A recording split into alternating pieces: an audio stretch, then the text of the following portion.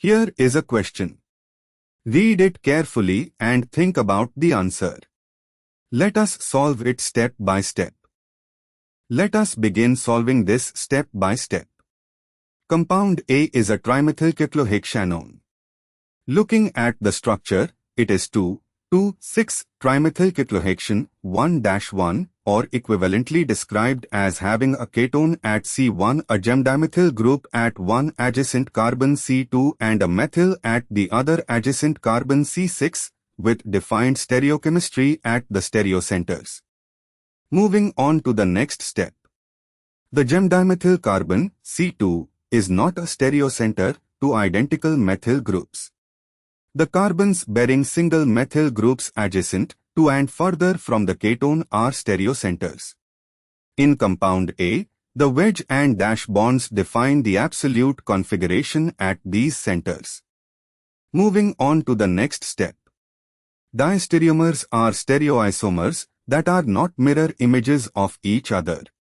They have the same connectivity, same constitutional structure, but differ in configuration at one or more stereocenters and are not enantiomers. And for the final step. Structure 2 lacks a stereocenter arrangement consistent with being a stereoisomer of A. It appears to be a different arrangement or possibly a constitutional isomer based on wedge-dash pattern. Structure 3 appears to have the same connectivity with all configurations inverted, could be enantiomer or diastereomer. Structure 5 has same connectivity but configuration differences. Structure 1 has the same molecular formula and connectivity as A but with different stereochemistry at one or more centers, not a mirror image of A, making it a diastereomer.